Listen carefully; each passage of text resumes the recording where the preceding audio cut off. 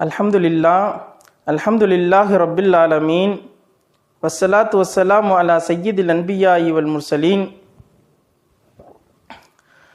வ ஆலிஹி வ அஸ்ஹாபிஹி அஜ்மஈன் அம்மா பஅத். ஹுப்புத் துன்யா ரஅஸு குல்லி ஹத்தியாத்தின். கால ரசூலுல்லாஹி ஸல்லல்லாஹு அலைஹி வஸல்லம் ஹுப்புத் துன்யா ரஅஸு குல்லி ஹத்தியாத்தின். கண்ணியத்திற்குரிய அல்லாஹ்வின் நல்லடியார்களே, இன்று நாம் பார்க்கவிருப்பது துன்யாவினுடைய பேராசை, துன்யாவின் மீது கொள்ளக்கூடிய அந்த பேராசை. அந்த பேராசையினால் மனிதன் வெற்றி அடைகிறானா அல்லது நஷ்டம் அடைகிறானா என்பதை பற்றி பார்க்கவிருக்கிறோம். கண்ணியத்திற்குரிய அல்லாஹ்வின் நல்லடியார்களே, நபி ஸல்லல்லாஹு அலைஹி வஸல்லம் ஹதீஸில் சொல்கிறாங்க, ஹுப்புத் துன்யா, உலகத்தை நேசிப்பது, உலக மோகம் என்பது ரஅஸு குல்லி ஹத்தியாத்தின், அது ஒவ்வொரு பாவத்திற்கும் காரணமாக இருக்கிறது. மட்டுமல்ல, ஸல்லல்லாஹு அலைஹி வஸல்லம் ஒரு ஹதீஸில் சொல்லுவார்கள், இன்னல்லாஹ ஹர்ரம அலைக்கும் உக்கூக்கல் உம்மஹாத், நிச்சயமாக அல்லாஹ் உங்கள் மீது ஹராமாக ஆக்கினான் உக்கூக்கல் உம்மஹாத், தாய்மார்களுக்கு நோவினை தருவதையும், வவஅதல் பனாதி, பெண் குழந்தைகளை உயிரோடு புதைப்பதையும், வமனஅ கஞ்சத்தனத்தையும், வஹாத் இன்னும் பேராசையும் உங்கள் மீது அல்லாஹ் ஹராமாக ஆக்கியிருக்கிறான் என்பதாக ஸல்லல்லாஹு அலைஹி வஸல்லம் ஒரு ஹதீஸில் குறிப்பிட்டு காட்டுகிறார்கள். 4 விஷயங்களை இதில் குறிப்பிட்டிருக்கிறாங்க. 1, பெற்றோர்களுக்கு நோவினை தருவது. 2, பெண் குழந்தைகளை உயிரோடு புதைப்பது. இது அந்த காலத்தில் வழக்கமாக இருந்துச்சு, அந்த காலத்தில் இருந்துச்சு இது போன்ற பழக்கங்கள். அடுத்து கஞ்சத்தனத்தையும், ஜகாத் கொடுக்காம கஞ்சத்தனமாக இருப்பதையும், அதுக்கடுத்து பேராசை. இந்த 4ஐயும் அல்லாஹ் உங்கள் மீது ஹராமாக ஆக்கியிருக்கிறான் என்பதாக ஸல்லல்லாஹு அலைஹி வஸல்லம் ஹதீஸில் குறிப்பிட்டு காட்டுறாங்க. கண்ணியத்திற்குரியவர்களே, இந்த பேராசையினால மனிதன் இதுவரைக்கும் வெற்றி அடைஞ்சிருக்கானா அப்படின்னு நம்ம சிந்தித்து பார்ப்போமேனால், ஆராய்வோம் என்று சொன்னால், வரலாற்றுகளை நீங்கள் எடுத்து புரட்டி பாருங்கள். இதுவரைக்கும் பேராசைப்பட்டவன் இதுவரைக்கும் அவன் வெற்றி அடைஞ்சதே கிடையாது. அவன் ஏதேனும் ஒரு வகையில் அவனுக்கு அல்லாஹு தாலா நஷ்டத்தை தான் தருவான் என்பதில் எந்த சந்தேகமும் இல்லை. அதற்கு நிறைய வரலாறு சான்றாக இருக்கிறது. ஹஜ்ரத் ஈசா அலைஹிஸ்ஸலாம் அவருடைய வரலாற்றில் இப்படி ஒரு சம்பவம் பதிவு செய்யப்பட்டிருக்கிறது. அதாவது, ஒரு முறை ஹஜ்ரத் ஈசா அலைஹிஸ்ஸலாம் அவர்கள் ஒரு இடத்திற்கு பயணத்தை மேற்கொள்கிறார்கள். அப்படி மேற்கொள்ளும் போது அவங்களுடைய தோழரும் அறிந்து கொண்டு நானும் வருகிறேன் என்பதாக சொல்லுகிறார். இப்போ அவங்க என்ன செய்கிறாங்க, வழியிலே பசி ஏற்பட்டால் பசியை தனித்து கொள்வதற்காக அவங்க என்ன செய்கிறாங்க, 3 ரொட்டிகளை சுட்டுக்கொண்டு கட்டிச்சாதமாக எடுத்து செல்லுகிறார்கள். அப்படி போய்கிட்டு இருக்கிறாங்க. போகும்போது அவங்களுக்கு வழியில் பசி ஏற்படுறது. 2 பேரும் என்ன செய்கிறாங்க, பாத்திரத்தை எடுத்து அதில் இருக்கக்கூடிய ரொட்டியை ஆளுக்கு ஒவ்வொன்றாக சாப்பிட்டு விட்டு 3வது ரொட்டியை மீதம் வைத்து விடுகிறார்கள். இப்போ ஹஜ்ரத் ஈசா அலைஹிஸ்ஸலாம் அவங்க என்ன செய்கிறாங்கன்னா, அவங்களுக்கு தாகம் எடுக்குது. அப்போ அருகில் இருக்கக்கூடிய ஆற்றுக்கு சென்று நான் தண்ணீர் அருந்தி விட்டு வருகிறேன் என்பதாக அந்த தோழரிடம் சொல்லி, இந்த 3வது ரொட்டியை பார்த்து கொள்ளுங்கள் என்பதாக சொல்லிவிட்டு செல்லுகிறார்கள். போயிட்டு வந்து பார்க்குறாங்க, அந்த 3வது ரொட்டியை காணலை. அந்த இடத்துல அந்த தோழரை தவிர வேறு யாரும் இல்லை, வேறு யாரும் எடுத்திருக்க முடியாது. அப்போ அந்த 3வது ரொட்டி எங்கப்பான்னு கேட்டாங்க. தெரியவில்லை என்பதாக மறுத்து விட்டார். இப்போ சரி வா போகலாம் அப்படின்னு சொல்லிட்டு அவங்க தங்களுடைய பயணத்தை தொடர்ந்து மேற்கொள்ளுகிறார்கள். அப்படி போய்கிட்டு இருக்கும்போது வழியில் ஒரு ஆறு குறுக்கிடுகிறது. அந்த ஆற்றை கடந்தால்தான் செல்ல வேண்டிய இடத்தை அவர்கள் அடைய முடியும் என்ற ஒரு சூழ்நிலையில் ஹஜ்ரத் ஈசா அலைஹிஸ்ஸலாம் அவங்க அந்த தோழரை கைப்பிடித்து கொண்டு அந்த ஆற்றினுடைய தண்ணீர் மீது கால் வைத்து அல்லாஹுடைய பிஸ்மில்லா என்று சொல்லிவிட்டு காலில் வைத்து போகிறாங்க. பிஸ்மில்லா பி குத்ரத்தில்லா என்று சொல்லிவிட்டு என்ன செய்கிறாங்க, ஆற்றின் மீது கால் வைத்து நடந்து போகிறாங்க. மண் தரையில் நடப்பதை போன்று நடந்து போகிறாங்க.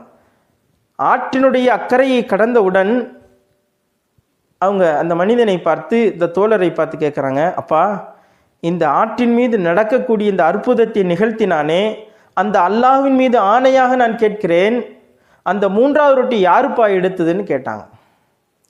அப்போது அந்த மனிதன் மறுத்துட்டான். அப்பவும் மறுத்துட்டான். அல்லாஹுடைய பேரற்புதத்தை கண்டும் கூட அவன் அதை துச்சமாக மறுத்துட்டான்.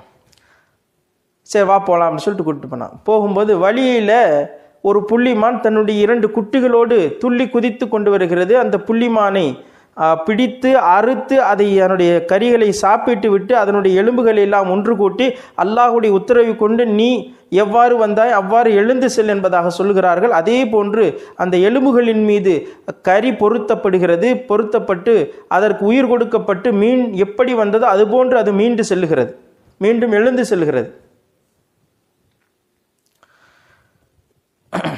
இந்த நிகழ்வுக்கு பிறகு அந்த தோழரை பார்த்து, இந்த இதை கண்கூட பார்த்துக்கிட்டு இருக்கார் அந்த தோழரும், அவரை பார்த்து கேட்குறாங்க, ஹஸரத் ஈசா அலைஹிஸ்ஸலாம், நண்பரே, இந்த அற்புதத்தை நிகழ்த்தி காட்டினானே அந்த அல்லாஹ்வின் மீது ஆணையாக நான் கேட்கிறேன், அந்த மூன்றாவது ரொட்டி யாருப்பா எடுத்ததுன்னு கேட்டாங்க. மறுத்துட்டான்.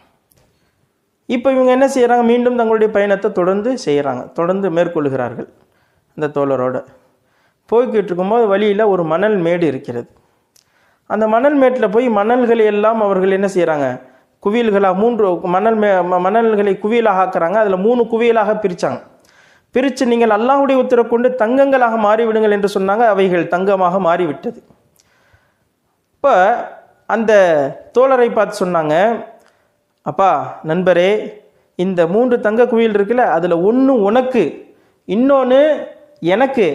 அந்த 3வது தங்க குவியல் இருக்குல்ல, அந்த 3வது ரொட்டி எடுத்தானே அவனுக்கு என்பதாக ஹஸரத் ஈசா அலைஹிஸ்ஸலாம் அவங்க சொல்கிறாங்க. அப்போ அந்த மனிதர் என்ன செய்கிறாரு, அப்போது இவ்வளோ பெரிய பேரற்புதங்களை காட்டியும் கூட மறுத்த அவர் இந்த துன்யாவுடைய இந்த பொருளுக்காக வேண்டி ஆசைப்பட்டு நான் தான் அந்த 3வது ரொட்டி எடுத்தேன் என்று உண்மையை ஒப்புக்கொள்கிறார். கோபப்பட்டவர்களாக, இந்த வார்த்தையை கேட்டு கோபப்பட்டவர்களாக ஹஸரத் ஈசா அலைஹிஸ்ஸலாம் அவரை புறக்கணித்து விட்டு செல்கிறார்கள். தான் செல்ல வேண்டிய இடத்துக்கு புறப்பட்டு போயிட்டாங்க. இவன் அந்த 3 தங்க குவியலை வைத்து கொண்டு அமர்ந்து கொண்டு இருக்கிறான். அப்போ அந்த நேரத்தில் வழியில் அவனை பார்த்து விட்டு, அந்த தங்க குவியலையும் பார்த்து விட்டு 2 திருடர்கள் கையில் வாளோடு வர்றாங்க. இப்போ வரும்போது இவர் புரிந்து கொண்ட இவர் நைஸா அவன்கிட்ட நம்ம அவர்களிடமிருந்து நாம் காப்பாற்றப்பட வேண்டும் என்று சொன்னால் அவர்களோடு நம்ம அட்ஜஸ்ட் பண்ணிக்கணும், அவரோடு என்ன செய்யணும், ஒத்து போயிடணும் அப்படின்னு சொல்லிட்டு அவன் வரும்போதே இவன் என்ன செய்யறான், நைஸா அவங்க பக்கத்தில் அருகில் வந்தவொடனே, அப்பா என்னை ஒன்றும் செஞ்சிடாதீங்க, நம்ம ஆளுக்கு 3ஆக இந்த தங்க குவி ஆளுக்கு ஒவ்வொன்றாக இந்த 3 தங்க குவியலையும் வைத்து கொள்ளலாம் என்று அவர்களிடம் சொன்னவுடன் அவர்கள் மௌனமாக இருந்துடுறாங்க. சரிப்பா அப்படியே செய்யலாம் அப்படின்னு சொல்லிட்டு ஒத்துக்கிறாங்க. இப்படி இருக்கும்போது அந்த 3 பேர்த்துக்கும் பசிக்குது. இப்போ 3 பேரும் ஆலோசனை செய்கிறாங்க, நமக்கு பசிக்குது, இப்போ என்ன செய்யறதும் போது நீங்கள் என்ன செய்ய, அந்த காலத்தில் ஹோட்டல்கள்லாம் கிடையாது, ஆனால் அங்கங்கே வீடுகளில் சுட்டு விற்பாங்க, வழிப்போக்கர்களுக்காக வேண்டி சுட்டு ஒரு சில காசுகளுக்காக விற்பாங்க அந்த உணவுகளை. அப்போது அந்த மாதிரியான இடத்துக்கு என்ன செய்கிறாரு, ஒருத்தர் மசூரா செஞ்ச பிறகு ஆலோசனை செய்யணும், அந்த மாதிரியான இடத்துக்கு அனுப்பி வைக்கப்படுகிறார். அங்கே போய், அதாவது ஹோட்டல்னு வச்சுக்குவோம், அந்த ஹோட்டலுக்கு அனுப்பி வைக்கப்படுகிறார். அவர் ஹோட்டலுக்கு போயிட்டார். அவர் இப்போ உணவு வாங்குவதற்காக ஹோட்டலுக்கு போகிறார். அவரை அனுப்பி வைத்த பிறகு இங்கே உள்ள இந்த 2 பேரும், நம்ம ஏன்பா அவனுக்கு கொடுக்கணும், இந்த 3 குவியலில் 1 குவியல் அவனுக்கு கொடுக்கணும், ஆளுக்கு ஒன்றையாக பாதியாக வச்சுக்கலான்னு இந்த 2 பேரும் பேசி முடிவெடுத்து, அவன் வந்தானா அவனை உடனே வந்து நம்ம நம்முடைய வாளால் அவனுடைய தலையை வெட்டி விடுவோம், வீழ்த்தி விடுவோம், அவனை மூத்தாக்கிடலாம் அப்படின்னு இவங்க பேசி வச்சிருக்கிறாங்க. அங்கே போன அந்த நபர் அவர் என்ன நினைக்கிறாருன்னா, நம்ம ஏன் அந்த 3 குவியல்களில் 2 அவர்களுக்கு விட்டு கொடுக்கணும், அவர்கள் 2 பேர்த்தையும் நம்ம மூத்தாக்கிடலாம், நாமளே அதை வைத்துக்கலாம் அப்படின்னு நினச்சி என்று எண்ணியவராக அவர் என்ன செய்கிறாரு, அந்த தான் வாங்கி வந்த சாப்பாட்டின் மீது, அவர் போய் ஹோட்டலில் போய் சாப்பாட்டு வாங்கிட்டு வர்றாரு, வாங்கி வந்த அந்த சாப்பாட்டின் மீது விஷத்தை கலக்கின்றார். அந்த சாப்பாட்டில் விஷத்தை ஊற்றுகிறார். ஊற்றி அந்த சாப்பாட்டை நல்லா கிளறி விட்டு, நல்ல விஷம் அதை சாப்பிட்ட உடனே மூத்தாகிற அளவுக்கு நல்ல விஷத்தை ஊற்றி நல்லா கலந்துட்டு அந்த சாப்பாட்டை கொண்டு வந்து அந்த 2 பேர்த்துக்கு கொடுக்குறார். சாப்பாட்டை வாங்கியதான் தாமதம். சாப்பாட்டை வாங்கியவுடன் அவனை வெட்டி வீழ்த்தி விட்டார்கள். அவன் மூத்தா போயிட்டான். இந்த 2 பேரும் அந்த சாப்பாட்டை சாப்பிட்றாங்க. சாப்பிட்ட பிறகு இந்த 2 பேரும் மௌத்தாகி விடுகிறார்கள். 3 பேரும் மௌத்தாகிறாங்க. 3 தங்க குவியல் அங்கே இருக்குது. அதாவது ஈசா அலைஹிஸ்ஸலாம் போக வேண்டிய இடத்துக்கு போயிட்டு திரும்ப அதே வெளியில் திரும்பி வருகிறார்கள். வருகின்ற போது இந்த காட்சியை பார்த்துவிட்டு அல்லாஹ்விடத்திலே பாதுகாப்பு தேடுறாங்க. அஊது பில்லாஹி மின் ஹுப்பித் துன்யா, இந்த துன்யாவுடைய ஆசையிலிருந்து அல்லாஹ்விடம் நான் பாதுகாவல் தேடுகிறேன். இது எவ்வளோ பெரிய ஒரு நஷ்டத்தை ஏற்படுத்தி விட்டது என்று சொல்கிறாங்க. பாருங்கள், இந்த சம்பவத்தில் நாம் தெரிந்து கொள்ள வேண்டிய விஷயம் என்னென்னா, துன்யாவின் மீது அவன் பேராசை கொண்டு அல்லாஹுடைய அற்புதத்தை அவன் மேலாக மதிக்காமல் அதை இழிவாக கருதிவிட்டு அல்லாஹுடைய அத்தாட்சிகளை எல்லாம் அவன் சாதாரணமாக சர்வ சாதாரணமாக மதித்து விட்டு அதே நேரத்தில் துன்யாவுடைய உள்ள பொருளின் மீது மோகம் கொண்டதால் அவன் என்ன செய்கிறான், அந்த துன்யாவுடைய பொருள் அது எப்படி வந்தாலும் சரி அதை நாம் ஏற்றுக்கொள்ளலாம் என்பதாக. ஆக அவன் துன்யாவின் மீது உள்ள பேராசையினால் அதனால் தான் அவனுக்கு மரணமே ஏற்பட்டு விட்டது. அவனுக்கு பொருள் கிடைக்காமல் போனது மட்டுமல்ல மரணமே அவனுக்கு ஏற்பட்டு விட்டது. ஆக துன்யாவின் மீது பேராசை கொள்வது என்பது நம்ம தோல்வி அடைவோம் என்பது மட்டுமல்ல, மாறாக நம்மை என்ன செஞ்சிடும், நம்ம கொண்டு போய் படுகொலியில் நம்மளை தள்ளிடும், ஒரு பெருத்த நஷ்டத்தை நமக்கு ஏற்படுத்திவிடும். அதைத்தான் அந்த மனிதருக்கும் அந்த துன்யாவுடைய பேராசை என்பது செய்தது. அவரை மரண படுகொலியில் தள்ளிவிட்டது, அவரை மௌத்தாக்கி விட்டது. ஆக கண்ணியத்திற்குரியவர்களே, நாம் எதை செய்தாலும் அல்லாஹ் ஆசைப்பட வேணான்னு சொல்லலை. எதை செய்தாலும் ஹலாலான வழியில் அதை சம்பாதிக்க வேண்டும்.